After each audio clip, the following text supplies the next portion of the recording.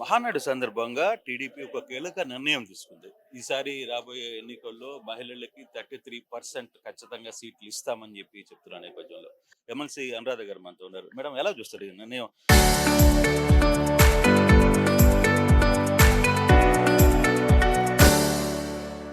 నిజంగా మీకు ఒక బూస్టప్ లాంటిది అనుకుంటారా? నిజంగా అసలు ఈ నిర్ణయానికి ఆలోచన చంద్రబాబు గారా? నారా లోకేష్ గారు చేశారా? ఎలా జరిగింది ఈ ఆలోచన?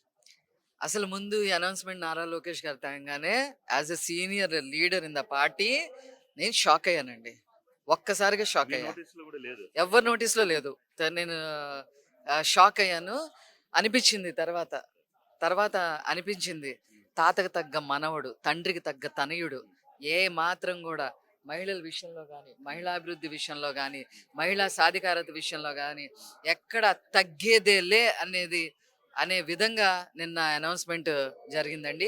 చాలా మందికి దీని మీద ఇది ఎలా ఉంటదో ముందని అనుమానాలున్నాయి. ఏ మాత్రం అనుమానాలు అక్కర్లేదు.